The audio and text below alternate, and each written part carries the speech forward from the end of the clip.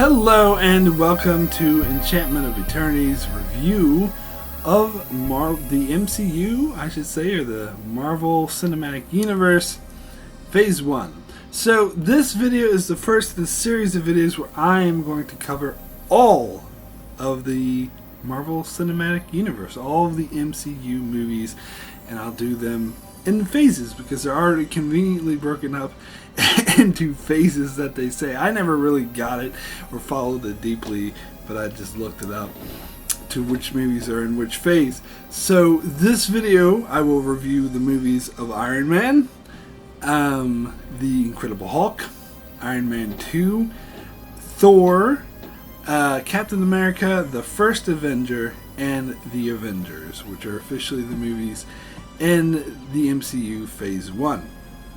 So I thought now would be a decent time because I always thought it would be cool to go back and watch the MCU in order because I saw them out of order and I would rewatch ones before seeing other ones, and I never actually sat down and saw them all in order. Now I have seen all the movies in the MCU before, but some of them has been years, particularly these Phase 1 ones.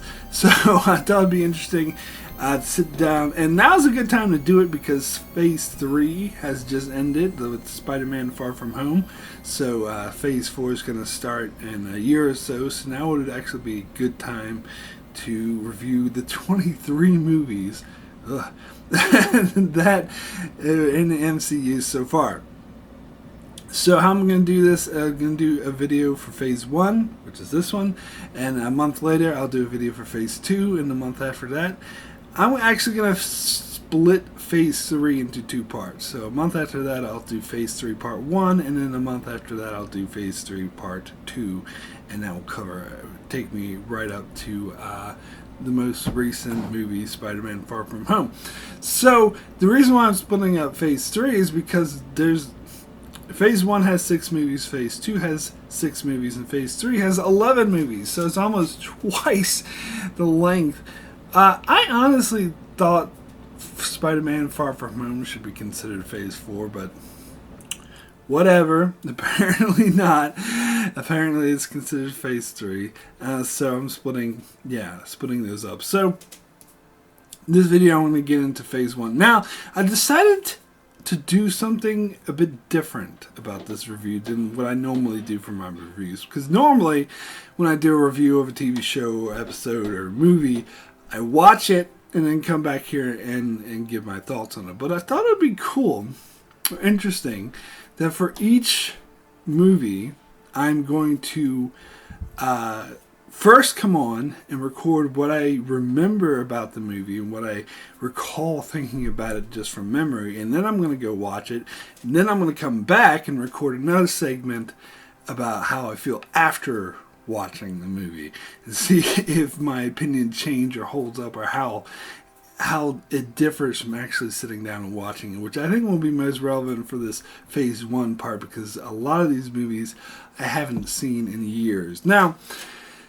I also think, I also will give my own personal spin on it because Marvel movie reviews are everywhere on the internet, so I'm not being very original by doing my own. So I'm giving my own personal take on it. So I think it's important to say where I'm coming from in my experience with the MCU. So if that's not what interests you, you don't want to hear that, and maybe this isn't the type of review for you. You should just go watch one of the other billion reviews out there. But I want to give you my perspective because, and what's important to note is I'm not a comic book fan. I read comic books when I was like 11, 12 years old, and I was kind of into them back then, but I barely remember anything from then, and even then I was mostly into X-Men, so I can kind of tell you with some of the X-Men movies where it differs from the X-Men comic books, but most of these, like Spider-Man, Iron Man, all the MCU stuff, I think I did read some of it, but I barely remember any of it. So I'm looking at this strictly of a perspective of how it works as a standalone movie, just completely forgetting about any of the source material, the comic books, who the characters are based off of, any stuff like that I'm not going to be looking at. I'm strictly going to be looking at And I'm judging it for a movie itself. I'm not even going to take the superhero genre into account. I'm not judging it as a superhero movie. I am judging it as a normal movie. If I just forget about the whole comic book superhero label, is this an enjoyable movie? Does it work as a film? That's how I'm going to be looking at it. Now, I know this is quite different than some people, and I'm not saying it's bad or good. I'm just saying it's different. It's a different perspective. Like a friend of mine who has Josh, who from the Geeksiders channel, YouTube channel, who I've done a couple of videos with, and we have done a discussion about the MCU, and we were both coming at it from the very different perspectives, because he was more of a comic book fan, so he was often, and again, I'm not saying this is a bad thing, it's just a different thing, that he was coming at it from a perspective of how it compares to the comic books and how they adapted it, which is actually how I usually do my Expanse reviews, and a lot of people have an issue with that, because I often review the TV show The Expanse and compare it to the novels that it's based off of. So there's nothing wrong with doing that, but that's just, and that's why I found me and Josh had a very different perspective on a lot of these movies, and we widely disagreed on some of them, and again, nothing wrong with that, but it's mainly just because we're coming at it from two different viewpoints. And I just want to be clear that these videos I'm going to do, I'm coming at it as a viewpoint. Not only is someone who is not judging it from the comics or don't care about the source material and just judging it for a movie on its own, but also, especially regarding Phase 1, I think it's important to note that I hated comic book movies. I hated superhero movies, particularly when in the noughties, as they say, the 2000s. The decade that started in the year 2000 and in 2009. Although I avoided, I did not like comic book and superhero movies, which is around the time these Phase 1 movies came out, and which I'll get into shortly when I talk about Iron Man, because Iron Man, I didn't see it in the theaters. I had no interest in seeing it. It looked stupid to me, and it wasn't until Phase 2 came out that I actually started to evolve and change my mind about comic book and superhero movies, which I'll get into when I cover Phase 2. There's one specific movie that changed my mind, but it's probably not too hard to guess which movie that is. But for most of Phase 1, I was a anti-comic book movie guy, anti-superhero movie guy. I did not, and you got to remember, because this is in the 2000s, most comic book movies did suck. I mean, there was that Daredevil Ben Affleck movie. I think the Green Lantern one, I think, was after this. It was like 2011, but it was still in the era I still hated comic book movies. Or maybe 2012. I didn't look it up. But something like that. But anyway, most comic book movies around this time sucked. Now, you may be like, oh, what about The Dark Knight? It came out like a couple months after Iron Man. It came out the same year. Now, you would say that if you haven't seen any of my videos where I talked about that movie, because controversy, I did not like The Dark Knight. I nearly walked out of the movie theater from it. Maybe that's, but I'm getting off topic, but maybe that's another movie I'll have to revisit and see if I change my mind and evolved on. Because again, the fact that in this time period of my life I hated superhero movies might have colored how I viewed some of these movies. But yeah, a majority, like the Spider-Man, Sam Raimi Spider-Man movies, to this day, I still think those are horrible. Not just Spider-Man 3, but the first two, I did not like at all. I thought they were ridiculous because I hated the trope, the cliche, for the same reasons I'm not a huge fan of like horror movies. There are some horror movies I like, and I did a video about that already, but in general, I'm not, because a lot of them will follow the same format, the same exact tropes, which I get tired of, and I felt pretty much the same about superhero movies at the time. That it was all, and Bill Maher recently said this, but he's totally wrong, because superhero movies have totally evolved, and Bill Maher's an idiot. But I kind of had his perspective back in the 2000s, because I felt like, well, not that you're a man-child if you like. I think that was an asshole thing of him to say, but anyway, getting off topic. But I had the perspective that they all followed the same sort of format, and they were basically all the same thing. They have an origin story, someone gets powers, and they do it for good, and there's like a big, huge conflict with CGI monsters and the sky beam, and that resolves, and that's it, and every movie was alike, which is why I did not care for any superhero comic book movies at all. But as I said, my opinion on that evolved because I think the comic book movies themselves evolved and grew past that, and a lot of the movies that changed my mind were from the MCU. And I ultimately nowadays, if you see my reviews on any recent MCU movies, you know that I really like the MCU. I'm not a huge fanboy. Like, I don't go super crazy over the MCU like a lot of people do. I'm more into science fiction, Star Trek, The Expanse. Used to be Game of Thrones when it was good. And that's more my jam. But I still do appreciate the MCU a lot and do make a point to see all the movies. And it's because I do think Marvel did pull. It was the only cinematic universe that actually managed to pull off. So many studios tried to copy what Marvel did, and they failed because they were trying too hard. It didn't appear natural the way that the MCU did. So anyway, let me jump into Iron Man, the first movie I'm going to review, and I'll give my pre-rewatch thoughts, and then I'll come back after I watch the movie and then give my thoughts. So Iron Man came out in 2008 when I was in my I hate superhero movies phase. And of course, at this stage, I had no idea this was going to be a part of a larger Marvel Cinematic Universe.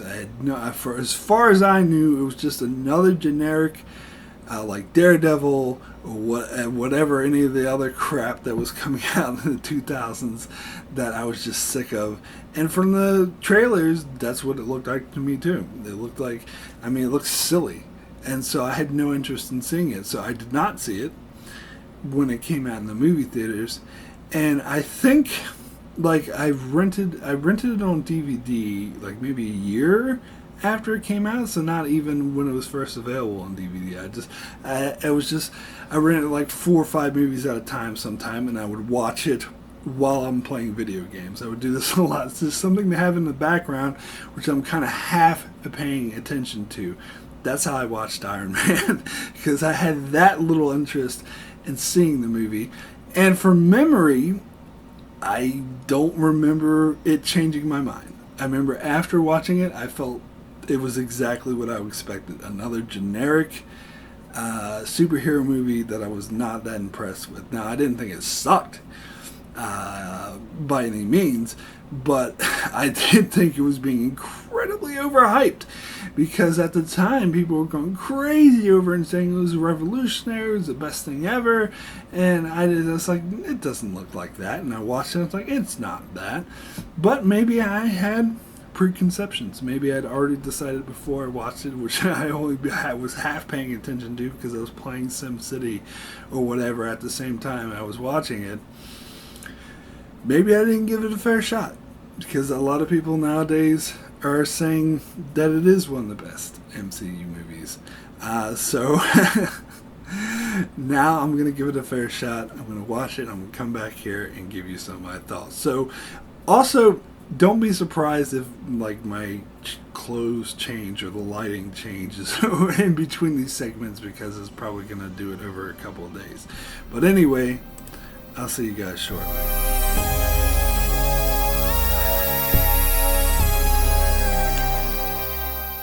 Okay, so back from watching Iron Man, and I do have to say it is better than I remember. I don't see it as the masterpiece that some people laud it as. Although, when I first saw the movie, I wasn't aware that it was setting up for the MCU. So I actually do appreciate it more in retrospect, particularly knowing how much the character grows and the character journey he has from here. I do appreciate that this was actually a good origin story, a good beginning for this character. When I first saw this movie, had no interest in a Marvel Cinematic Universe or any, and I didn't know what it would actually become. But a full disclosure, and I'll get more into this shortly, the first MCU movie I ever saw was not Iron Man, it was actually The Incredible Hulk. I actually saw this after I saw the Incredible Hulk. So the ending post-credit scene with Nick Fury showing up talking about the Avenger Initiative, I had actually heard about that from the post-credit scene in The Incredible Hulk. So, in fact, it was seeing that post-credit scene with Tony Stark and The Incredible Hulk that made me want to go back and watch Iron Man. But anyway, I think it was a really full character story. I think the character of Tony Stark was portrayed really well in this film, and the supporting characters are like Rhodes and Pepper Potts and Obadiah Stane, the dude himself. Like, Jeff Bridges makes a really good villain. I would have to keep this in mind for one of the best, because people always complain about Marvel villains sucking. I actually thought Jeff Bridges did a really good job here. Tony Stark was able to build this in a cave! Like, that was pretty cool. Although, I can see why some people might not like the villain that much, because the ending where he got another Iron Man suit, that was kind of lame. Although, to be fair, like, this was before they really rode that trope to the ground, where the villain is like, they'll do this in the movie I'm about to watch, Incredible Hulk, where the main villain becomes like the evil version of the hero. In this case, it's the evil Iron Man, which that was kind of dumb. I'll be honest, like that third act where the two Iron Man suits are fighting, that was kind of lame. It didn't really hold up. But like most of the story about like just mainly the character story, like the character evolution of Tony Stark was really good. I mean, you could say it's a cliche, but I think it was done well, that he's this arrogant playboy who didn't give a fuck about anything. And, like, Batman was never portrayed that way. Like, at least in the Dark Knight trilogy of Bruce Wayne, any Batman movie I can remember, Bruce Wayne never started as an arrogant playboy. He just kind of pretended to be one. Or maybe he was. No, in the first Batman Begins, he might have been the arrogant playboy. No, he was just pretending to be one.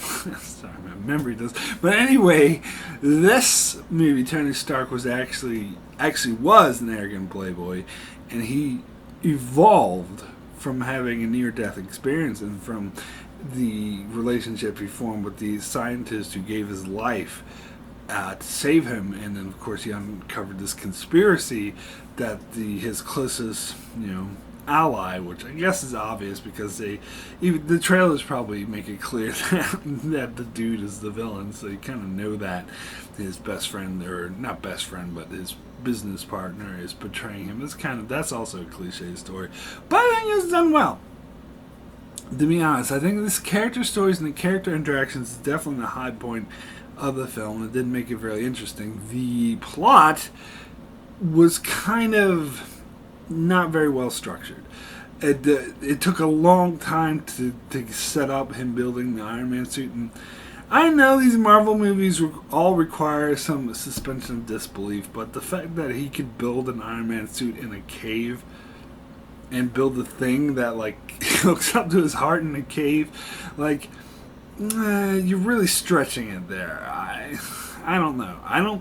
Especially at this stage. Like in later stages, the MCU got really good in it, and it earned my suspension of disbelief because, okay, this is so good, I can forgive it for all this unrealistic stuff. At this point in time, they hadn't really earned my full suspension of disbelief, which is probably why when I first saw this, had such. I wasn't able to buy this. It really bothered me. And it still kind of bothers me, if I'm being perfectly honest. But as I said, the plot's kind of all over the place because it took him too long to become Iron Man, and once he did, all he did is he went over, to the Middle East or wherever they were and saved his village.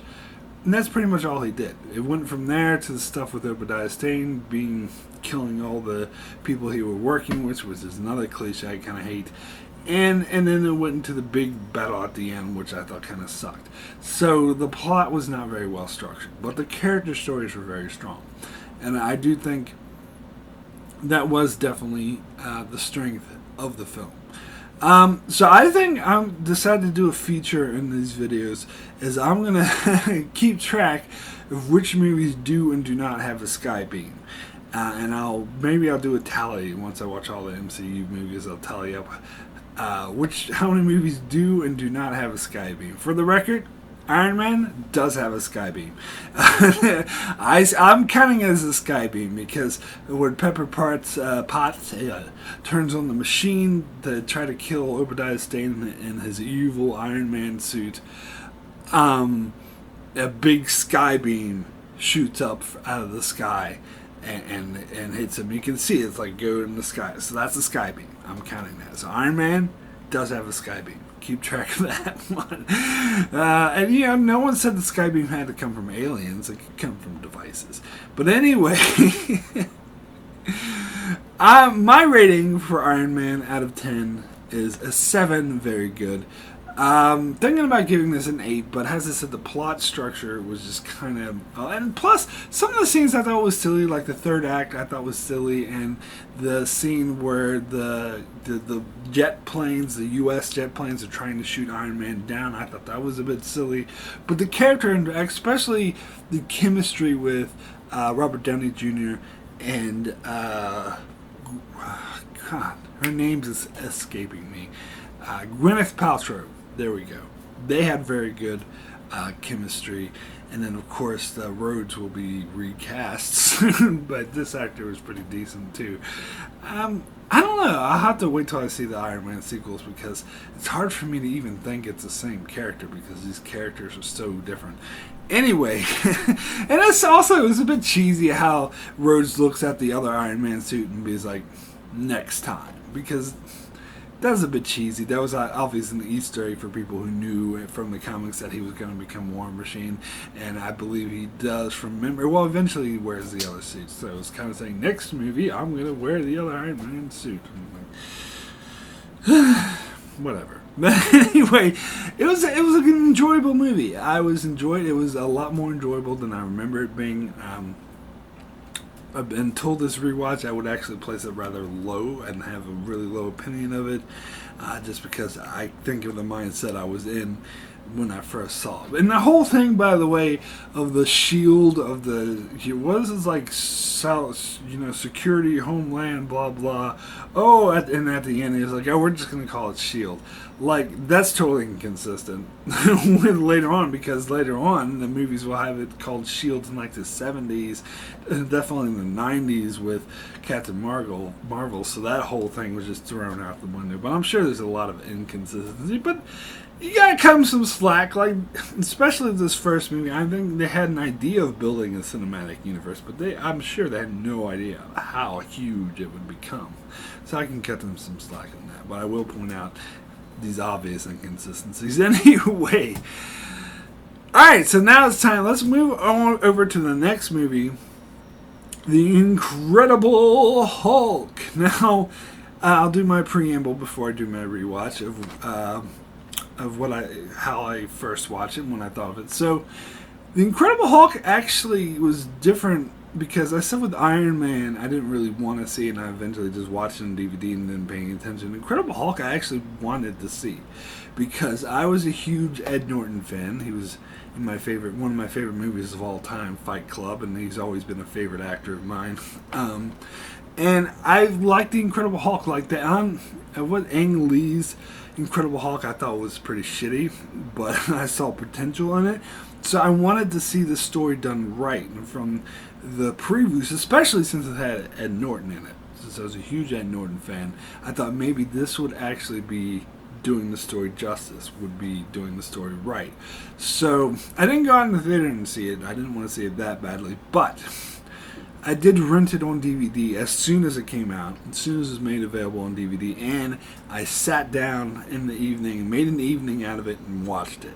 So unlike Iron Man, where I waited till like it's been out for a year and I just kind of half-assedly watched it while I was playing video games, this is different.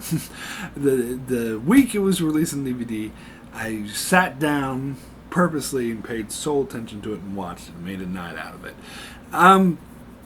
So maybe I have more fond memories of this because a lot of people tend to rank this one really, really low amongst the MCU movies. But from memory, I really liked it because I liked Edward Norton, and I'm really disappointed that we haven't gotten another Incredible Hulk solo movie.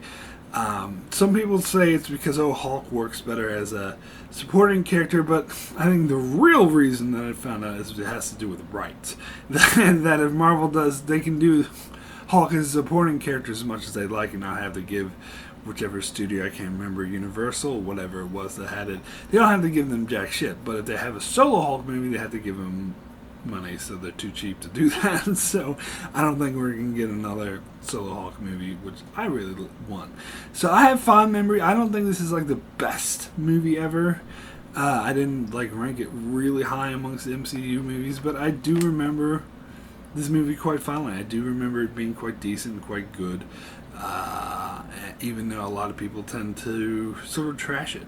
So let's go see. I'm going to go watch it now, come back here and see if it's as good as I remember.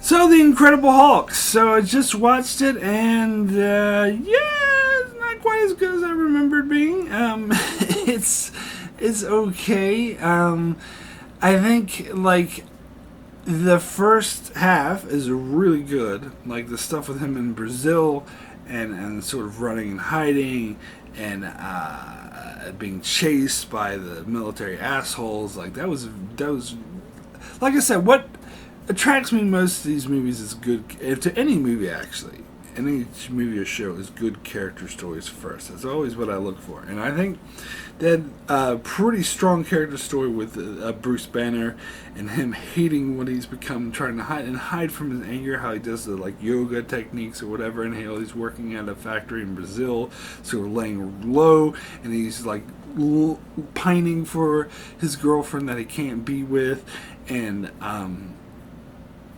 how he, things go to shit when they find out, when the military finds them. There's a chase scene, and he's communicating with this Mr. Blue guy, trying to find a cure. Like, all that was very strong, very interesting stuff. But when he gets to the U.S. and he's hiding in this like pizzeria and he's trying to research and can't get anywhere, and then like Liv Tyler tries to see him and he hides from her, and like he finds out that she's got a new boyfriend now, and that's very sad for him, but he tries to respect her. Like, that is all very top notch. When Liv Tyler meets up with him, I would say that's a turning point of the movie. Not when it goes to shit, but when it becomes a bit lesser. It becomes a bit less interesting because things start to happen too fast. Because you had this feel, like, I like how they use some of the music of the 80s show, where I don't remember that very well. I just remember the feeling it evoked of this incredible loneliness. I remember I used to feel that whenever I heard that music from the show. And it really, so they had that same kind of music, I think. And it really evoked that strong emotion, and you really identified with Benner's plight of being cut off from the life he knows.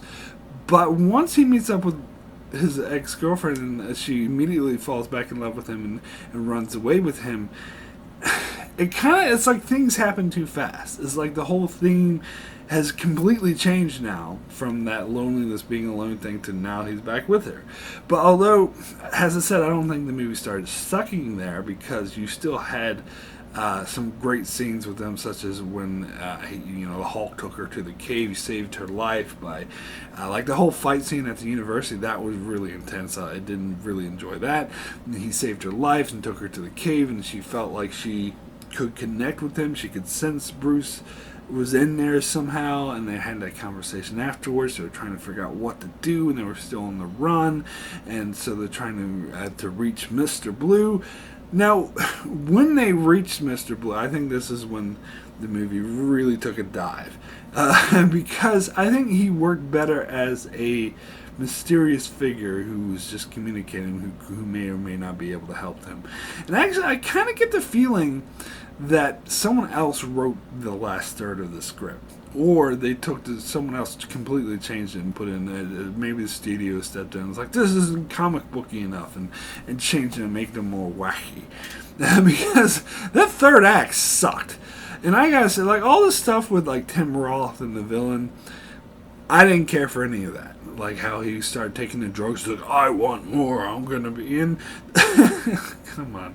The part when he was with that professor guy, and he was like, give me Bruce's blood, and the professor's like, no, I don't know what you have, so if I give it to you, it could mix, and you could become an abomination. I'm like, oh, come on. You know, I guess when I saw this, I wasn't aware of the comic book character of the Abomination, but I am now. And just hearing that, like, how shoehorned that is, I'm like, that's so dumb.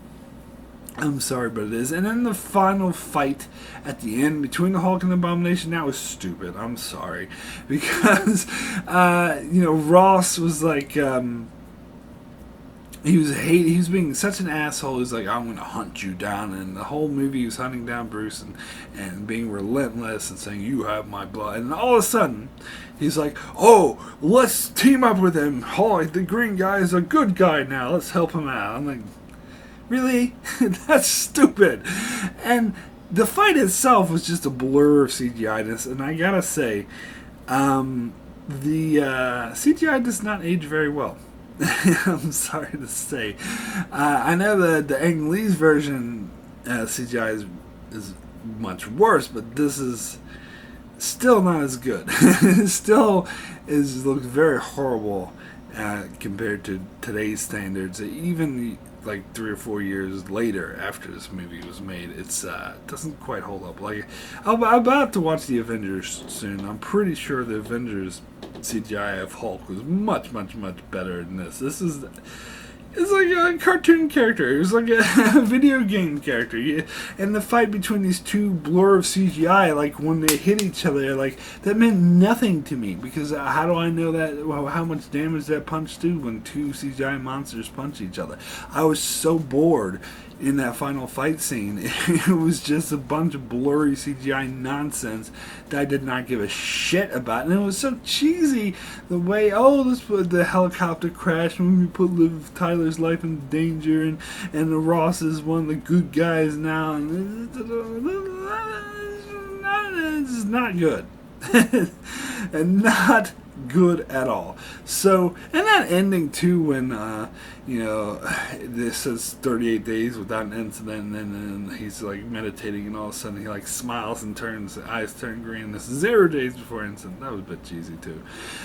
So the movie, it did kind of feel, not to this degree, mind you, but it did kind of feel like the Fantastic Four, the newest one, where it was the first half was decent and the second half felt like it was written by a 2-year-old. And in that case, it's been confirmed that the studio took over and rewrote the ending. So I do wonder if that was the case here, because it does feel like the movie was on track. It was actually very good. It's probably what I remember about it most being really good. And it just kind of went to shit later on. Now, it kind of annoys me for listening to interviews and reading stuff about what the people involved with this movie said. They don't seem to know whether or not this is a reboot or a sequel to the Ang Lee's Hulk. And I think if it's part of the MCU, very clearly it has to be a reboot. But I feel really disconnected the way it just starts in the middle of the story. Now, I'm not saying we need to see the origin story again, but I do feel like they're referencing a lot of the things that happened in the past that they don't really show us, other than the quick flashes of imagery that means nothing. So I felt really disconnected. I felt like the start of the film was kind of like joining the story halfway through. So I didn't like that aspect of it either. But there's a lot of saying, people talk about this film, talk about how Edward Norton was a smug asshole and difficult to work with, and that's why he was recast for later films. But I read up on some of the his side of the story, and he was saying that Marvel Studio were being arrogant and not willing to work with him, and what it sounds to me is like that he's very, when he acts in a movie, he doesn't want to just read lines on the script. He wants to have some control over his character and sometimes even control the script. And this is notorious, like a lot of directors. I think the director of American History X hated him and he ended up taking over directing it or something. So this is like apparently very common with him, and he's well known for doing this. But when I heard about some of the changes he wanted to make, I don't think he was wrong. He may, I don't know. He may have been smug. He may have been an asshole. I don't know this. I wasn't there. It could be the case. But he wasn't wrong. I do believe that he could have made this a better movie. Some of the changes I heard about specifically, it sounds like it would have made the movie better. So to me it seems like Marvel Studio were the assholes here, because they wanted full control and they didn't want anyone else to have creative input, even if their ideas were better.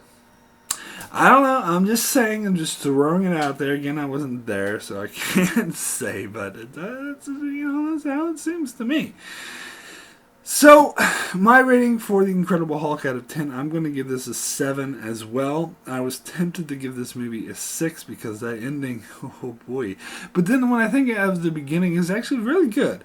I think the first half of this film was much stronger than any part of Iron Man, I think. So I do have to hold it up in high esteem because of that, because it had really strong character stories, it evoked really strong emotions in that first half. But ultimately, I am going to say Iron Man is better, because even though I'm giving them both 7s, because this movie falls apart.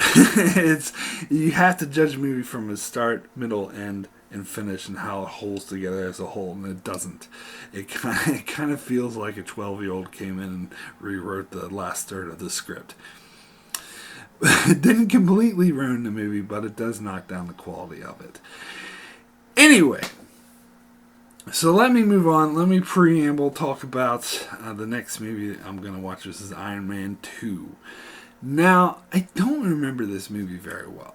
I've heard everyone talk about how much this sucks. A lot of people rank this as one of the worst movies of the MCU.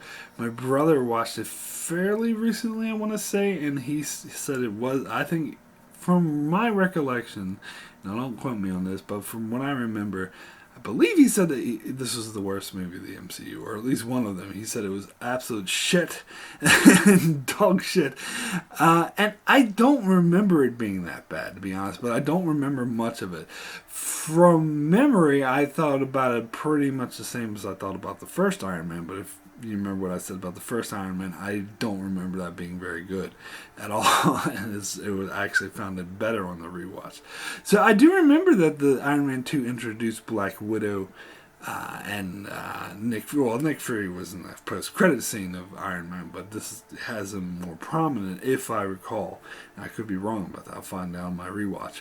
But I'm pretty sure I remember Black Widow being in there. So I'm curious to see that, how these characters are introduced, how it works.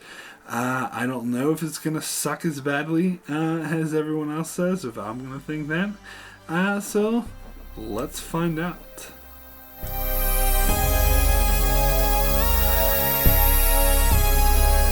Okay, so Iron Man 2, just watched that, and you know what?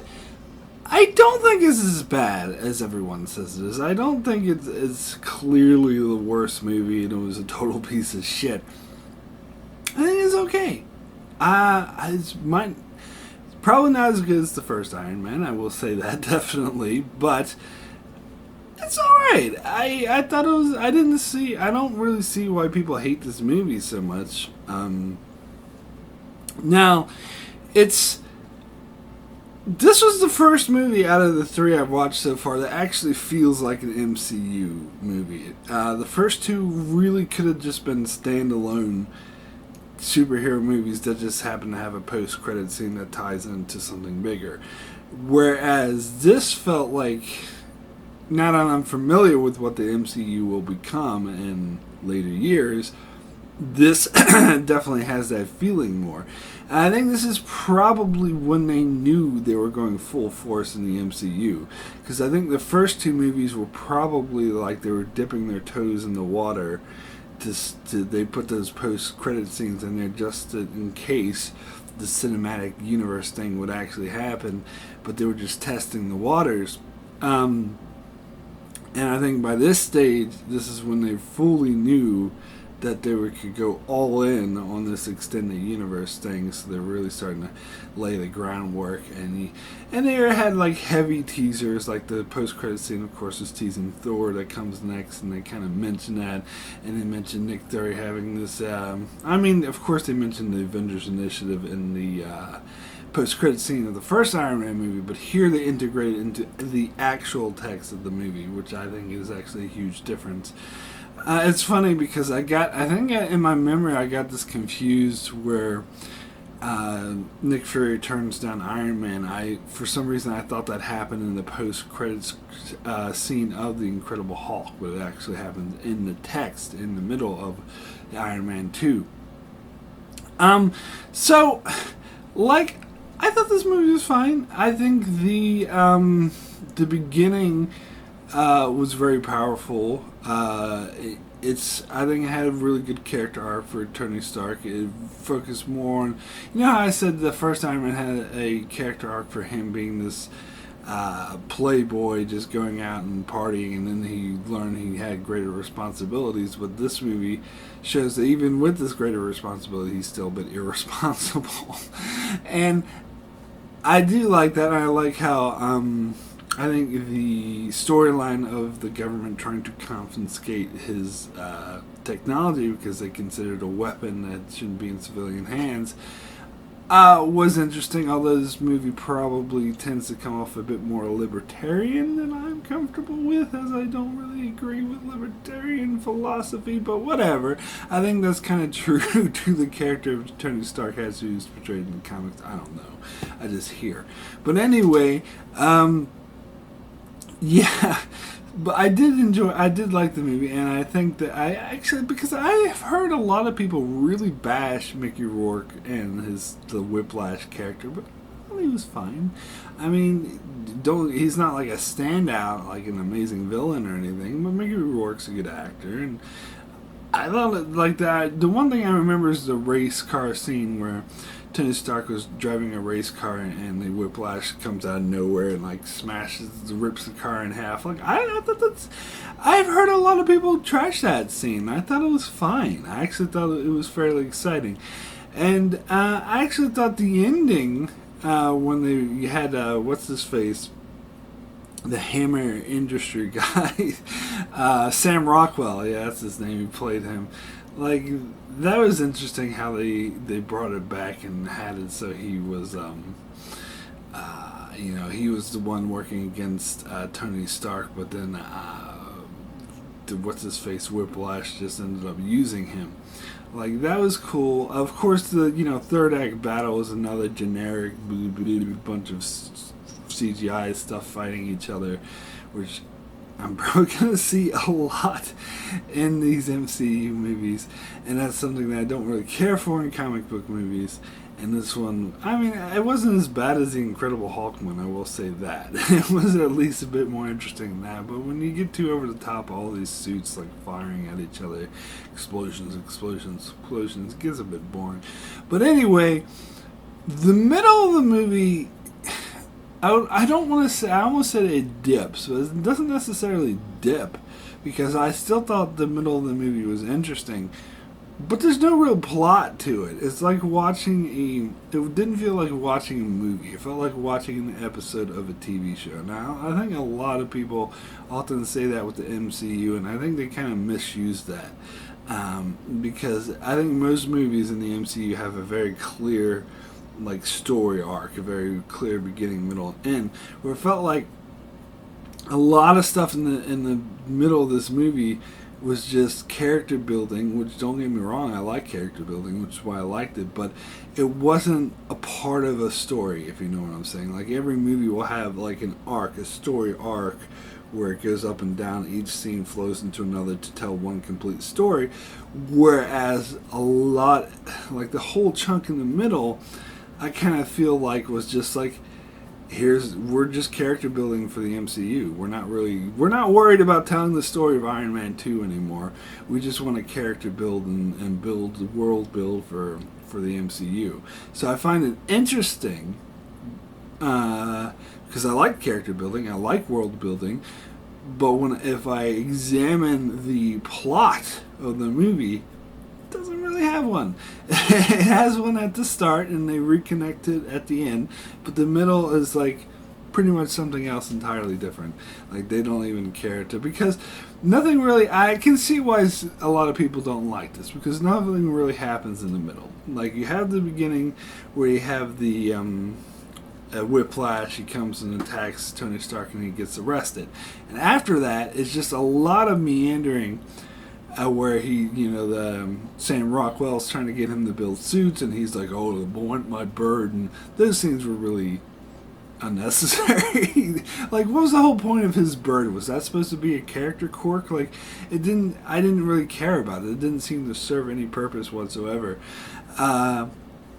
The stuff with Tony Stark didn't really have anything to do with Whiplash. It was about him like dying and trying to find a cure, and then meeting Black Widow and S.H.I.E.L.D. and then taking over, and his personal struggles with Pepper Potts. So none of that had anything to do with the main plot of the movie, which is the Whiplash. So it's like they had, alright, here's the Whiplash story at the start, and we'll finish it off at the end. In the middle, we'll just, I don't know, do whatever. And don't get me wrong, as I said, I thought the whatever was interesting, but that's because of it's in the greater context of the MCU. This is part of the reason why I say this is the first movie that really feels like an MCU movie. Also, of course, because they have more MCU characters. They introduce Black Widow, and they have Nick Fury in the actual bulk of the movie, not just in the post-credits scene. And I did like the introduction to Black Widow. I thought her sort of fight scenes were really great. I thought it was a good way to introduce the character. As you don't know it's her at first. She's like undercover. Of course, I knew it because I already seen later movies. So yeah, I don't think this movie's terrible, but I can't say it's a great movie, because if I look at it from a plot structure point of view, it's kind of doesn't have one. It has a bit at the beginning and a bit at the end, and that's it. So I said I was going to talk about, I forgot to mention sky beams for the Incredible Hulk, because I was going to talk about every movie to see which ones have a sky beam, and the Incredible Hulk actually did not have one, and this movie, as far as I remember, it does not have one either. So it's only 1 out of 3 so far movies that have a sky beam. So maybe the MCU doesn't have that many sky beams. Maybe I'll be surprised about that. Now, the story with War Machine, like, yeah, that was interesting too. That was kind of good character building, but I didn't think it was that. And having Gary Shandling be the asshole senator, like, I like the bookends of how Tony Stark called in a favor for Nick Fury to make Shandling be the one to give him the award. That was kind of cool, but like, he never really felt threatened by him, because Tony Stark humiliated him in the first meeting, and he never really became a critical threat. So I don't know, that storyline kind of didn't work either. So my rating for Iron Man 2 out of 10 is a 6. Good. I don't think it's a horrible movie. It's definitely not great. As I said, it's not as good as the previous 2 I watched. Even The Incredible Hulk, with all its flaws, at least had a very good first start, where this one was more of character building movie, and let's throw some irrelevant plots with the government trying to fuck with Stark, which they're never a real threat, and we'll have Sam Rockwell be the sleazy competitor who's never a real threat, and then we'll have Whiplash, who just shows up at the start and at the end. So it wasn't a well-structured plot, I will say that, but it was decent. I enjoyed it. I enjoyed the character interactions. I enjoyed the character building. I enjoyed the world building. So, as I said, I think this was the first real MCU movie. And this is, by the way, it shows as an early test of the MCU. You can tell it's an early version, because it's when they're still trying to find their footing. Like, they haven't perfected it as they will do later in Phase 2 and Phase 3, which really have the strength that people love about the MCU. Whereas I can see why people would attach to this as a lesser version of the MCU, because they're still trying to figure things out. But I thought it was decent. I didn't hate it. Anyway, so the next movie I'm going to watch is Thor.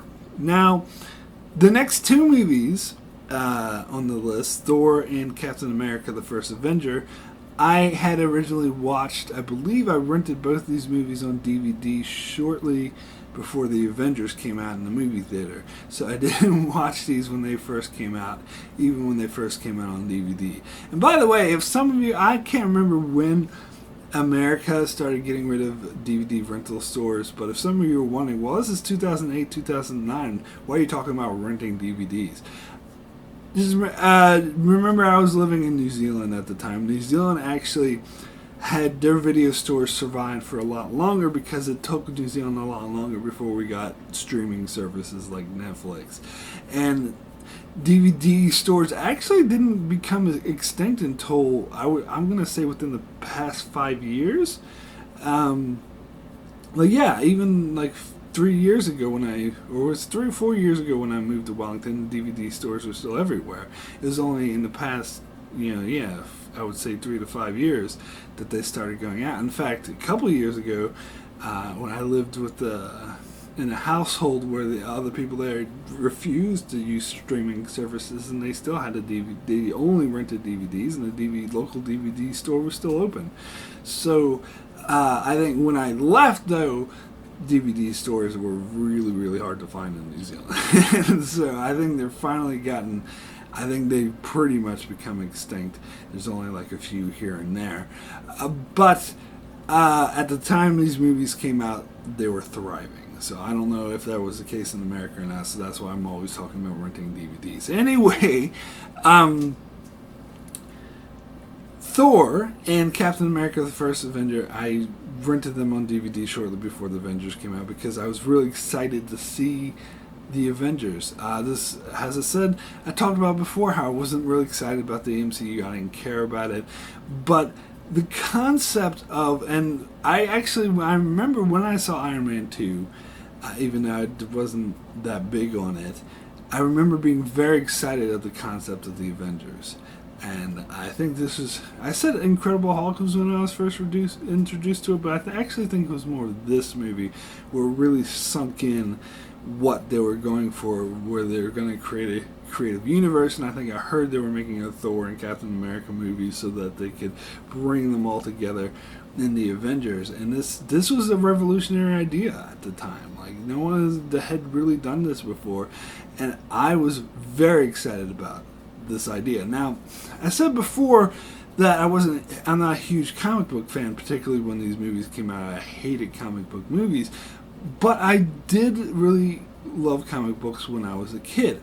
I remember, like, me and my brother always talk about how spoiled this generation is, or the later generations are, because they got comic book crap, great comic book movies everywhere, and toys, and easy to find. But when I was growing up as a kid in the 80s and 90s, I remember I asked my mom once to drive me to a toy store that was a half an hour away just so I could buy some Marvel toys that were hard to find.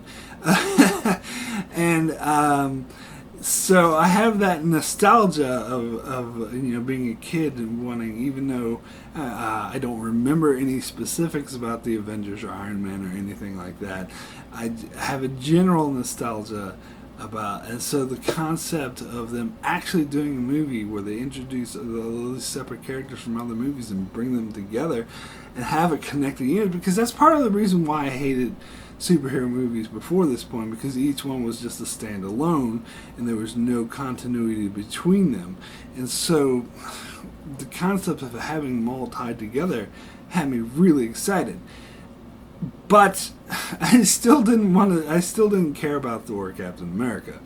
So, and I saw the previews with the trailers for Thor, and did not look interesting to me at all.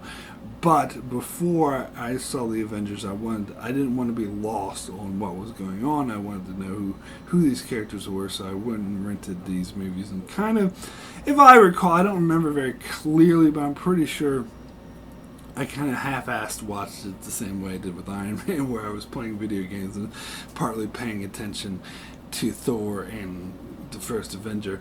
And I remember thinking of Thor in particular that it was really meh, is what I remember it being. Is that I don't think it was the worst thing ever, but I didn't think it was the best thing ever. I thought it was really bland. I remember being really thrown off, and I talked about suspension of disbelief, and I remember Thor at this stage of the MCU. This is when the outrageous space stuff before was normalized. So I remember, like, just, this is ridiculous. There's a bunch of gods, and the Asgards are real, and there's a space and the Rainbow Bridge, and I'm like, it just lost me.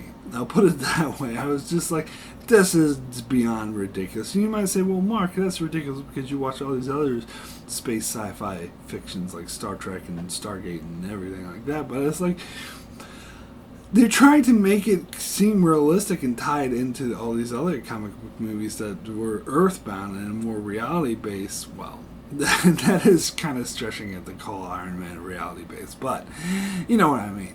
It seemed way out there, and I remember that it totally lost me. And I was just, I didn't think it sucked. As I said, I didn't think it was like just ridiculous fairy nonsense. But I just remember thinking, this is kind of silly. I mean, this is okay. I mean, it's not the worst thing ever. I don't know. That's just my memory of it. So now, I think I hadn't seen this Thor movie, and ever since it first came out. So I don't think I've seen it in over a decade. So, well, not over a decade, I should say. But anyway, let me go watch Thor, and I'll come back and share my thoughts of what I thought about after the rewatch. Oh, I just watched Thor. And my feeling on it is meh. It's fine. It's fine. I mean, even now, knowing how the MCU will go into like crazy space stuff and all this non-realistic, fantastical, cosmic things, this movie still comes off as a bit too much for me to buy. Even though I'm used to Asgard, I think. Especially going from those first three movies straight to this one, it was a bit too fantastical. It seemed a bit too stereotypical fantastical. Like the whole part at the beginning with Thor being like, I'm going to be king now, and then there's this Loki who's betraying them, and how, like, even if I knew nothing about Loki, even if I had no idea of the god it was based off of, the mythology or anything, I knew nothing. You say the character wasn't called Loki, the character was called Bob. It'd still be 100% obvious that Bob is betraying his brother. I mean, come on. It was beyond the most obvious thing in the world. And so the whole storyline, it just seemed really by the numbers, particularly when we got to the ending where, you know, they have the flashback to Odin saying, only those worthy can carry the hammer, and the hammer just flew to Thor because he proved himself worthy. I mean, that was one of the most predictable things I've ever seen in any movie ever. It's like a duh. It was so paint by the number. It was. Now, the movie was interesting. I did like Thor's character story through that, and how he was this arrogant. I'm gonna fight and kill them, and disobeying his father, and then he had to lose his power and learn humility. Even though that's kind of a cliche story as well, it was still done well, and I did appreciate it. And I did think it was, the through storyline was suspenseful enough to keep me on my toes or whatever. It was enough to interest me with Loki trying to take over, and Heimdall like I love the way like he let the Warriors 3 and and the Lady Sif go to Earth, and the Warriors 3, I just gotta talk about them real quick because I remember, like, I didn't remember these guys at all, and I'm not surprised now rewatching it that they're so forgettable. Even they were in Thor Dark World as well, which I haven't rewatched yet, of course, but I had forgotten them from them as well. And I remember they were spoilers if you haven't seen up to the all of the MCU up to the end of Phase 3, but surely you have. Come on now. But just in case, I'm about to give spoilers. In Thor Ragnarok, they're just killed off. Like, and I did remember that, like, it's very, like, casually, like, at the start of the movie. And a lot of people were complaining, and I was like, who gives a fuck? And I am still like, who gives a fuck? I actually think killing them off was a very wise thing to do, because they're very forgettable characters. Who cares about them? I don't know. We'll see if I still feel this way after I watch Thor the Dark World, but I seriously doubt I'm going to change my mind about this. And, Lady Sif wasn't killed off, though, because they couldn't get the actress, so there's still speculation that she may return. I actually do hope she returns. I thought she was an interesting character, but having all, like, 4 of them, like, if she's just on her own, they might be able to do more and flesh her out, but she was just, when she was paired with the Warriors 3, they were just a bunch of generic, and what was the point of them? Like, they're like, oh, we have to go to Earth and save Thor, and they get there, and they're like, oh, thank you for coming, and they pretty much do nothing. They do, and once they get back to Asgard, they're like, oh, take Heimdall to get medical attention, and I'll go take care of Loki. So they still do nothing. They're pointless. Pointless! People, I'm sure the only reason people care about them is because of the comics. But as I said, I'm not judging these movies on the comics or the characters from the comics, the adaptation. I care nothing about it. I'm judging it as movies on their own, and movies on their own, these characters are worthless. Sorry. The Warriors 3. And they're not even funny. They're supposed to have, like, funny interactions, like one dude wants to eat a lot or whatever. And they had no characteristics. They were flat cardboard. Anyway, the stuff with... Alright, the romance storyline with Jane Foster and Thor was also very poorly handled. Like, basically, these two fell in love because they're hot. She sees Thor and is like, oh, he's really hot, so I'm going to give him googly eyes and get the hots for him. And Thor sees her and is like, oh, this hot chick's giving me the googly eyes, so I'm going to be in love with her too. That's basically all there is to it. it was so hollow, it was so empty, and like they had that one scene, just one scene, trying to build their romance. This is all they got. And it wasn't, I mean, it was okay, but it wasn't enough. It's still, I didn't buy it. Seemed like a very fickle fling to me. And by the end of the movie, Thor's like, oh no, we're cut off from Lady Foster, or Lady Jane, or whatever her name is, and I need to get back to her. Oh, I didn't buy that. I don't buy this everlasting love romance from a fling, and as far as I know, the two didn't even get it on. They just think oh, she's hot. That's basically all there is. But and I also remember the characters of the Doctor and that really annoying, what's her name, Darcy, with a really high pitched voice. Every time I see her, I'm like, where do I know that actress from? And I look up her IMDb and I don't see anything I could recognize her from. So I don't know why she looks recognizable to me. But anyway, maybe I just saw like bits and pieces of shows she's been in. But these characters are pretty flat too. Especially, like, I remember seeing them in Thor Dark World, which I've seen a bit more recently than I've seen this one, but it was still like over 5-6 years ago or something. And I was like, who the hell are these people? And again, I can see why I forget them, because they're really forgettable. They too, like, I will admit the humor works better with these characters than it did with the Warriors 3, but they still don't really do much. The Doctor dude, he does, I remember him from the Avengers, and when I saw the Avengers, I remembered him from Thor. He's more of a scientist, I should say, but he's more of a prominent character, so he actually worked. But the Darcy or whatever, it's just very forgettable.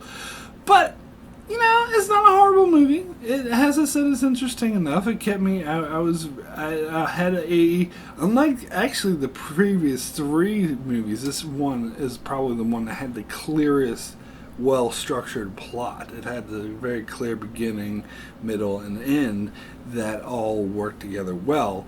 But as I said, it's kind of generic, and a lot of supporting characters were flat. So this movie's just okay. So anyway, my rating for Thor out of 10 is a 6 good. Sure. I mean, it was interesting, but there's really not much to it. And I can see why a lot of people, including myself, reaction to this movie was meh. I mean, Loki's kind of cool, but again, it was beyond predictable that he was the one betraying him, and the revelation that he was actually a son of the false whatever thing, he seemed completely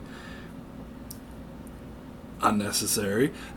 Didn't seem to have an impact on anything, and I mean, he was already a betrayer or whatever, and it's like Heimdall seems so obtuse. So he was like, "Oh, how come I can't see you when you're with the frost? Why do you think that is, Heimdall?" I mean, eventually he figures it out, but he should have known it right away instead of asking Loki about it. But I mean, but you know, as I said, it was interesting, and they had that weird like machine thing shoot fire. Thor was another like generic thing. Oh, and Skybeam count. Sorry. This movie, in fact, had several sky beams, mainly when they used the frost fangs to get to transport to different planets, but they're still sky beams, so they count. So at the moment, we're at 2 movies with sky beams and 2 movies without sky beams. So let's see how we go. Let's see how we go. I'm keeping up the sky beam count. Anyway, let me move over to the next film, which is Captain America: The First Avenger. Now, as I mentioned before with Thor, is that I watched this movie on DVD shortly before the Avengers came out because I want to be up to snuff with the Avengers before I saw it. And this movie, unlike Thor, I thought sucked. I hated this movie, and I remember I was paying full attention to it at first, but halfway through I gave up and started playing video games and sort of had it off on the side because I thought it was cheesy. I thought this was the reason why I didn't like it, because I thought this was the very cliche, stereotypical, here's the hero who saved the day and he has a problem, blah blah, and the whole like through story didn't seem that interesting to me too, where it was a scrawny looking CGI man who looks so weird with the, but anyway, regardless of how the special effects look, it was about a scrawny man who gets these drugs and it makes him a Superman. So he's like he's strong of heart and really willing to look out for the little guy and wants to beat up the Nazis. And the whole 40s, the fact that it was set in the 40s actually was a huge turn off for me. I don't know if you know familiar with my taste yet. I'm not really interested in things set in the 40s or 50s. I don't know why.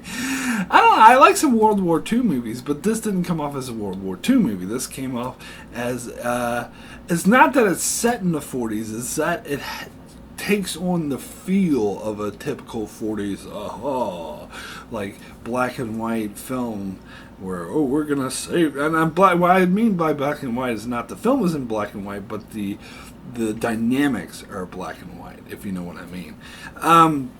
And that's what I remember this movie being. And now, since then, a lot of people who like the MCU movies like this movie quite a bit. I remember when I did my video of ranking all the MCU movies with a couple other people, Josh and Darren and Don Willie, and all of them thought I was crazy for ranking this movie so low. I think I had it the lowest on my list, if I recall correctly. So, maybe I didn't give this movie a fair shot. Maybe I need to give it another fair shot and actually sit, because I actually never watched it all the way through other than that one first time I saw it, which is back in the era where I hated comic book movies. So, maybe I didn't give it a fair shot. Maybe I need to give it a fair shot, and maybe I'll change my mind about it. We'll see. I'll find out. I'll be back with that.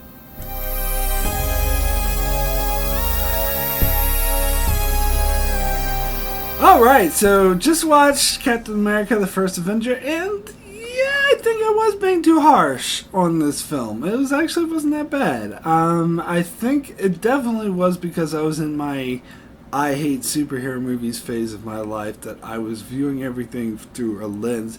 I think I remember particularly seeing like the Red Skull, particularly on previews, and seeing Hugo Weaving dressed as Red Mask being like a Nazi. I'm like, that's stupid. That's ridiculous. This is dumb. Comic book movies suck, and I don't.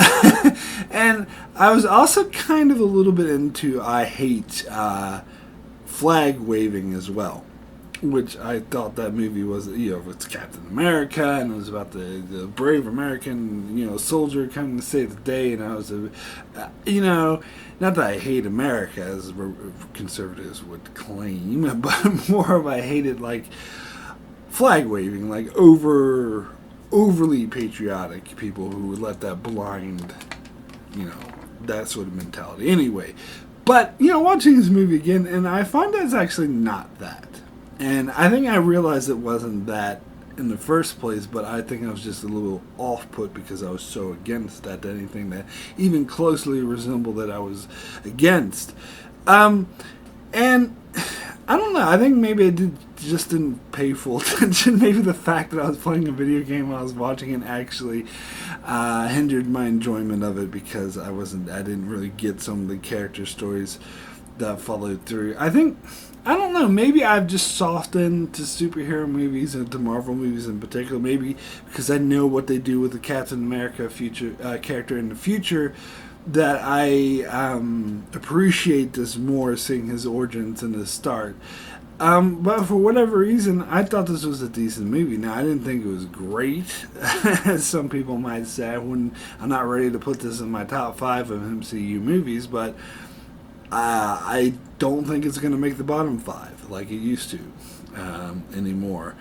I think I've gone to appreciate it a bit more than that. Because, the one thing I still don't like about the movie, I'll say, is Tommy Lee Jones's character. For some reason, I don't know, I never liked his character, and I still don't. I think he's too much of the grumpy old man cliche, I guess. I like Tommy Lee Jones in other movies. Just for this, he was just like such an asshole for the first half of the film, and just like a switch, and all of a sudden he's like Captain America's best friend. Yes, sir. It didn't seem like natural character development. I didn't really buy it. And once Captain, I will say, I was going to say this movie reminds me a lot of Wonder Woman, but really, I guess the way I should phrase that is, watching this movie again makes me realize how much of a ripoff Wonder Woman was of this movie. Well, at least not entirely, but you could say, oh, that's World War I, Mark, not World War II. Yeah, who cares? They just changed that so they didn't appear to be ripping off, but they are. They totally are. And I really, that shows, because I was so reminded of Wonder Woman, which I've seen more recently when I was watching this film, particularly like the team that Captain America assembles, because in Wonder Woman I bitched about the team that she assembles because other than Chris Pine, all the other characters are like flat two-dimensional, who cares about. But then watching Captain America, I realized that other than Bucky, all the characters in his team were flat two-dimensional characters, who cares about. So it's kind of similar in that regard. Wonder Woman, to be fair, tried even harder to give some of those people in her team a personality than this movie did. This movie didn't even try. It was just half-asses, a British guy, a French guy, a black guy, an Asian guy, and that one dude from Star Trek First Contact who got killed by the Borg. Or assimilated by the Borg, and then Picard killed him. But anyway, he had a huge mustache in this one. But, so, that was all cliche. But it was an enjoyable film. I do think it got, like, the Hydra storyline did get a bit, I wasn't completely on board with that, particularly some of the fight scenes. All the stuff with, I will say, like I said, that the Red Skull thing turned me off, and I will still say that is a down part of I still don't really buy his, he's a bit over the top. I'm sorry, like, I'm gonna take over the world, and why, it was, I don't know if they were jet planes or bombs. At first I thought they were bombs, but I think then they were jet planes. But they had the city written on the bomb or on the plane of where they were going to. It said New York, Boston. I'm pretty sure they don't actually write in the city on the bomb. And it's not like it was just written on haphazardly. It was like painted on. And I'm just like, that's silly. Sorry, but that's really silly. But overall, I love the character arc of Steve Rogers. Oh, I will say though, watching this again, and I talked about Incredible Hulk, about CGI that doesn't hold up.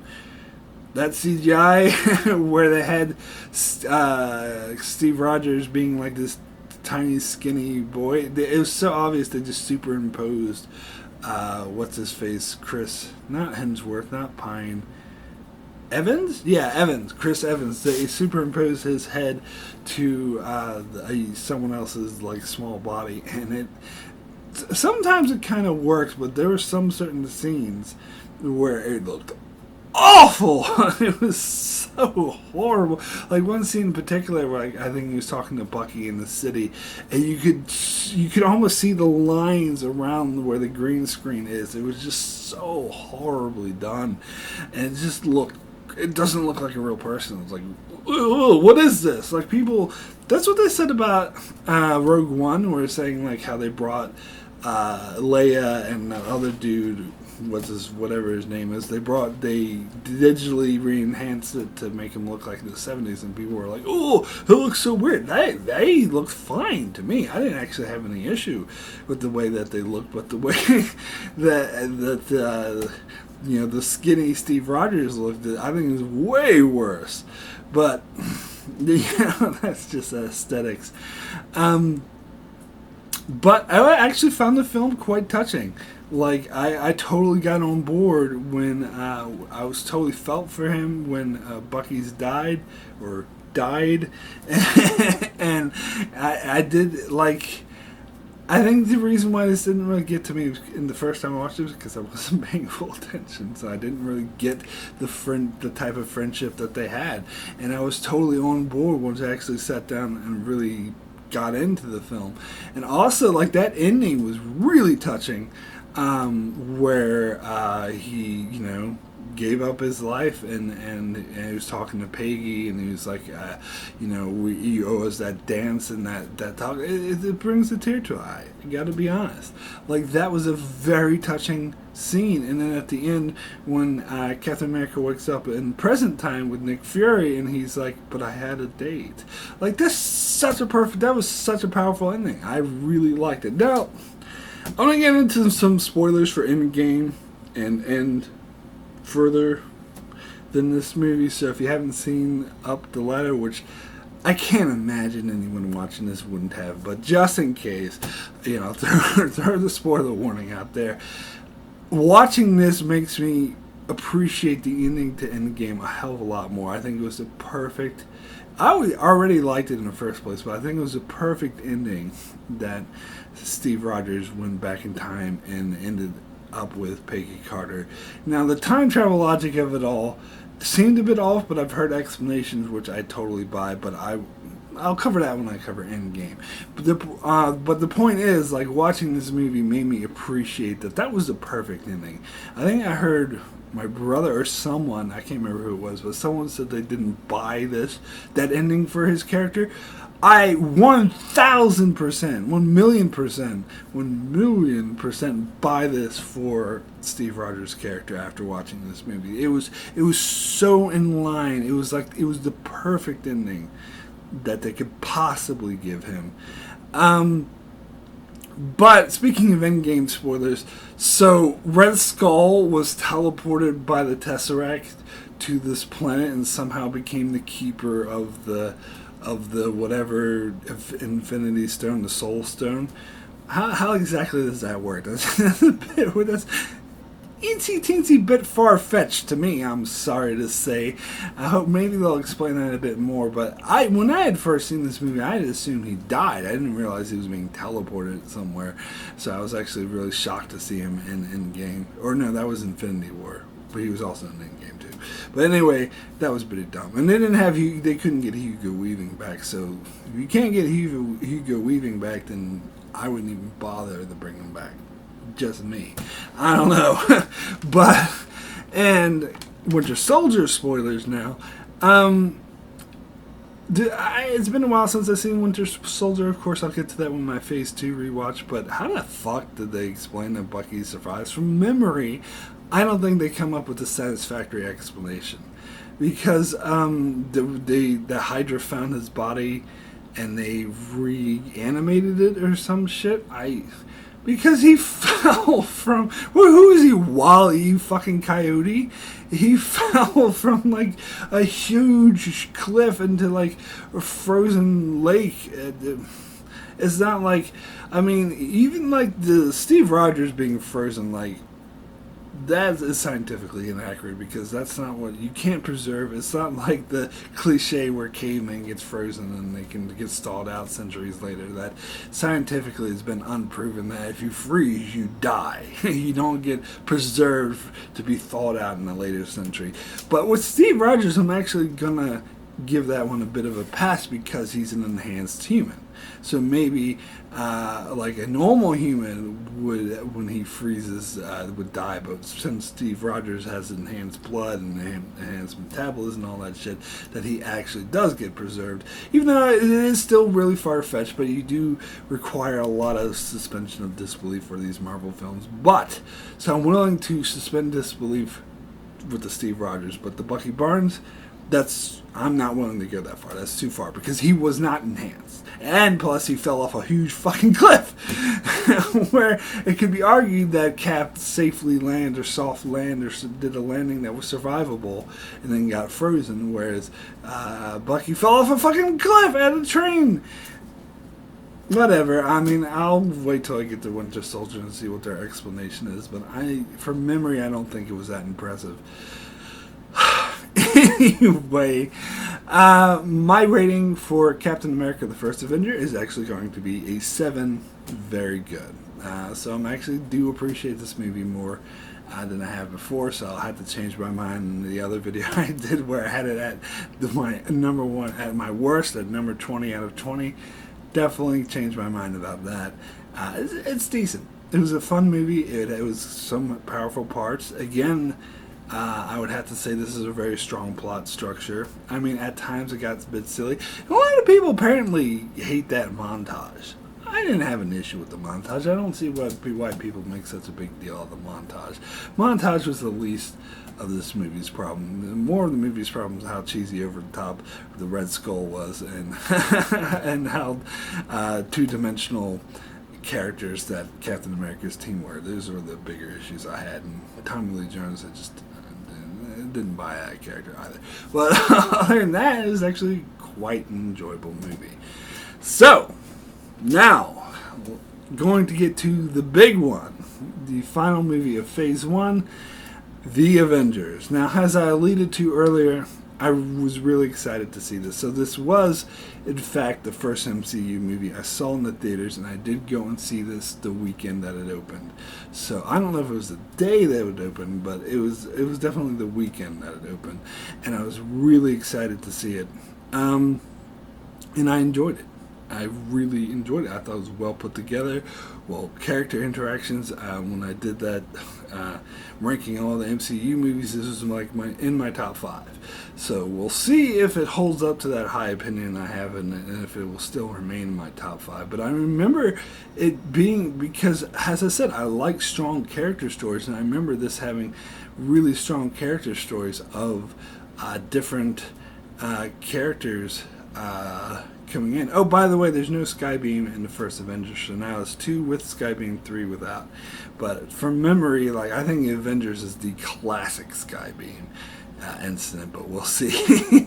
But I mean, even though it did have that huge battle with all these faceless aliens at the end of the movie, to me, this was the least like over the top comic book. I don't know. From memory, I actually bought most of this film, and I love how like the Avengers didn't just come together and be like, oh, we're a team now they had all these strong personalities, because that's what happens. It makes sense whenever in real life, when you get a group of people with strong personalities or strong abilities or creative types, they don't get along very well. It's a bit hard because there's a lot of big heads, shall we say, a lot of strong egos in there, and sometimes they want to be in charge. No, I'm in charge. No, I'm in charge. And it's hard for people to get along. But once they gel, they gel. And from memory, that's what this movie does, and that's why I really, really enjoyed it. So anyway, I'm going to go watch the Avengers, and I'll come back with some thoughts on that. Okay, so having watched the Avengers again, I have to say that this movie does in fact hold up as much as I remember it. In fact, if anything, is even better than I remember it. I was super impressed. I do think that this was by far the best of the MCU movies so far, and I do think that all the other movies were sort of really building and leading up to this, and they did such an amazing job doing a team-up movie, which I think works better than any other team-up movie I can think of. And I don't mean just like Justice League, which tried to rip this off and failed horribly, or it tried to duplicate the success, and it just failed horribly, because you could tell it was a studio just rushing it and not actually worrying about taking the time to develop the characters and get them told properly. Now, I had a lot of arguments with people about when the Just DCEU happened, about how Marvel took the time to introduce each character in their own solo movie, but a lot of people are arguing, well, you don't need to do that. It's kind of like we don't need to see Batman in a solo movie first, which I completely disagree. I think that's the main reason why I was against the very idea of Batman versus Superman, because we hadn't seen that version of Batman in a solo movie, and people are like, oh, you've seen him in tons of other... Yeah, but this is a reboot. That's a different version of Batman. But anyway, I'm getting off on a tangent. But I would compare it even to movies like the X-Men and other like movies that involve like a team-up group of superheroes. And like, I did like the first X-Men movie, but it wasn't nearly as good as this movie, to be honest, because you only got a strong sense of a few characters like Wolverine, Rogue, and whatnot. Some of the other characters like Storm and Cyclops were kind of flat and two-dimensional, because they didn't have time to... Any movie, you have any 2.5-hour movie, if you have like a huge ensemble group of like 10 or 12 characters, I guess there's more like 8 characters here, but however many, it's going to be much harder to develop them all within a singular movie.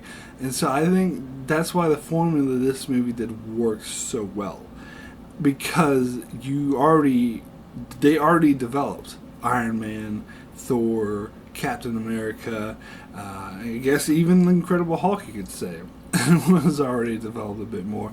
And so even though there were some characters who didn't have their own solo movie in this movie, like Hawkeye, who actually I didn't realize until just now that he was actually in in Thor. I thought his first appearance was in the Avengers. I always thought that, but when I rewatched Thor, I was like, hey, Hawkeye's in it, and he was in it for like one scene though. So it's not like we knew anything about this character. So this movie was, even though it wasn't his first appearance, it was the first movie to actually try to develop his character.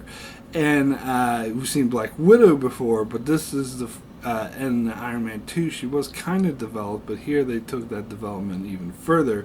And of course, there's also characters like Nick Fury and Phil Coulson, who this film, even though those characters barely appeared before, they didn't have their own solo movie, it's still because of all the main characters did, Thor, Captain America, and all of them already had their solo movies. They didn't need to, they could develop these side characters a lot more than a movie, say like X-Men or wherever, that has to spend all of its time developing the main characters who we didn't get to know.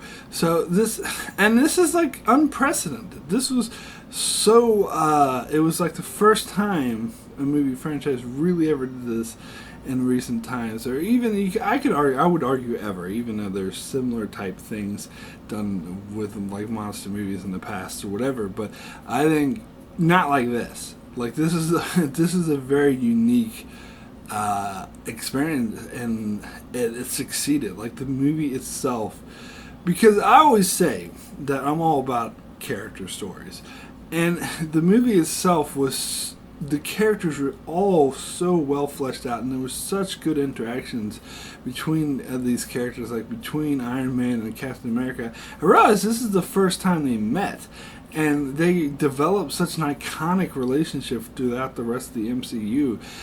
It was actually really amazing seeing the origins of that here.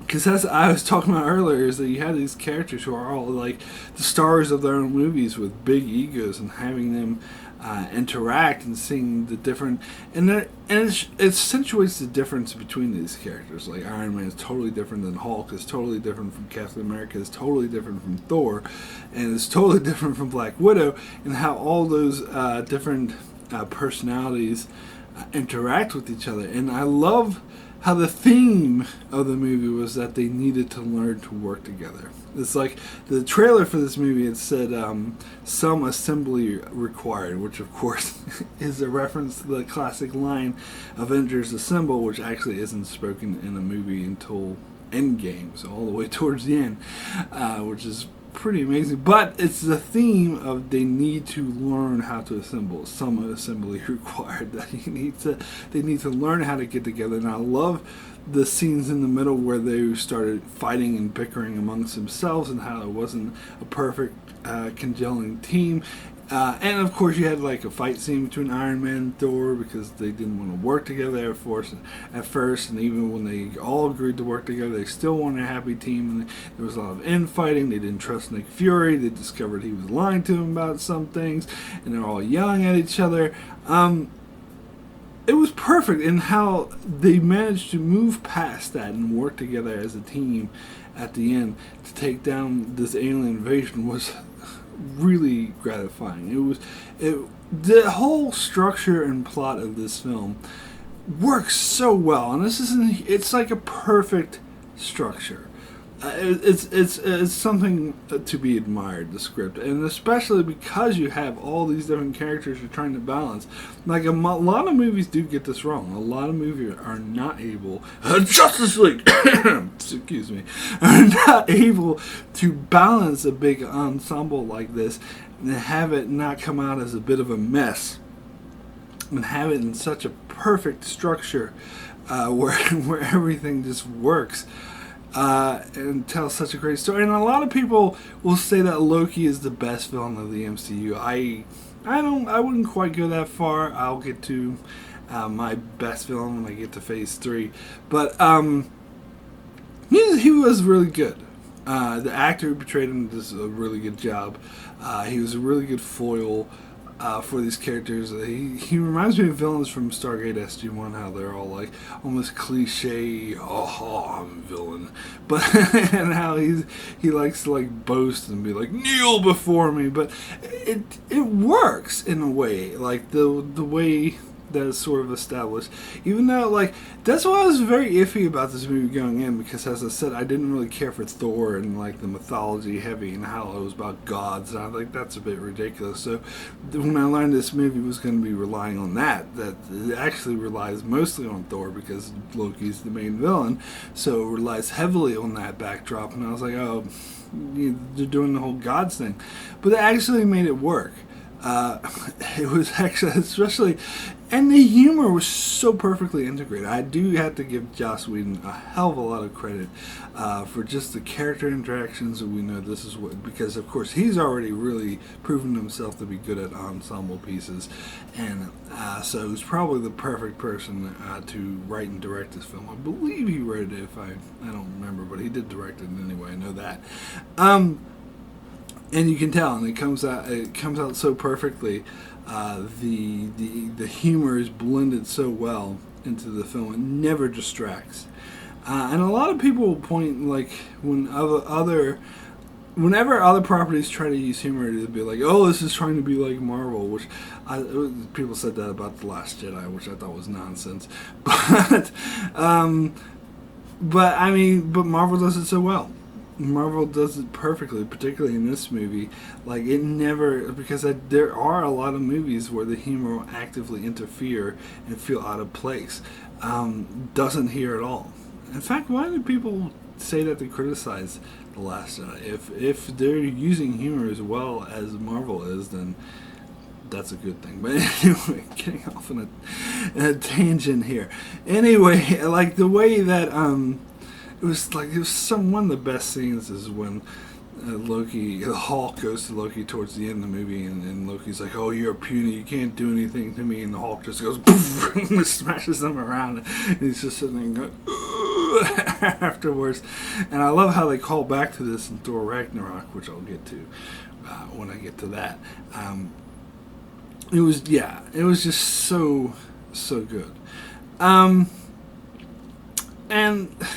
the post-credit scene with Thanos, when I first saw this, I had no fucking clue who the hell this guy was. Like, I said I read the comics when I was like a kid, but I don't ever remember reading. I don't think I ever read anything with Thanos in it. I had no idea. I knew nothing about Thanos until it was explained to me later on.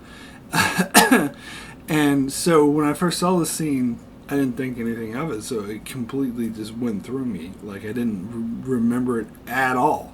So when later movies started referencing Thanos, I didn't say, "Oh, it's that guy who's in that Avengers post-credit scene." I completely wiped it from my mind. So I didn't. Someone had to point out to me that he was actually shown earlier. I was like, "Oh, really?" So at the end, it was supposed to be like this big reveal. It's like, "Oh, this is the big bad guy behind the whole thing." And I was like, "It's just some generic purple dude." It meant nothing to me.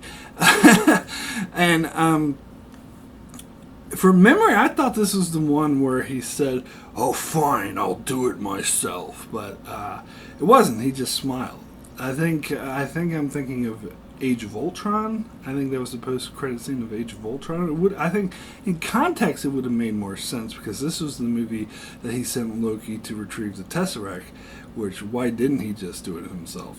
I don't know. Whereas Ultron wasn't really working with Thanos, to my memory. I don't know. I'll have to watch. I have to watch that movie again. But yeah, apparently, when I heard that when they put that post-credit scene in this movie, they didn't really have any intention to bring Thanos into the universe. They just did it as a cool shout out. And later on, since we have that scene, I guess we should actually work to building Thanos into the universe, which is pretty interesting. And it does speak to how great the MCU is that they didn't even plan everything out perfectly. Now let me talk about Phil Coulson, because he was actually quite an important character in this film, and he showed up a lot in this Phase 1 because he was first introduced in Iron Man. To my knowledge, correct me if I'm wrong, I'm sure you will, he's not a comic book character. I think he was invented for Iron Man just to be some generic agent, but because he happened to be the first representative we saw of S.H.I.E.L.D., they kept bringing him back, and that's probably why they killed him off in this film. Because they needed, like, it's almost on the nose the way that when he dies, he says, "Now they have something to," and then he dies, but you get something to avenge is what he was going to say, which is, I think it's kind of dumb, the references they make to Avengers like that. But anyway, the point is they needed a death to inspire them, and so he was kind of the perfect character to kill off because he's not a comic book character to my knowledge, and so he's not like a major character, so I'm not going to miss anything, but he has played a lot. Factored a lot into the Phase 1 film, so it would have an impact. So I thought his death did work very well, and it was really cool how Nick Fury had the trading cards and apparently got them from his locker, but he said, "Oh, I found these in his pocket," and they're all bloody, which speaks to the kind of manipulative person Nick Fury was. But it was still a great death. It was a great scene. Now, I haven't seen Agents of S.H.I.E.L.D., the TV show, but I've heard that they bring him back to life for that show, and of course he's the main, because I saw that he was a main cast member of that show. I was like, isn't he dead? So of course I found out that. somehow they bring him back to life.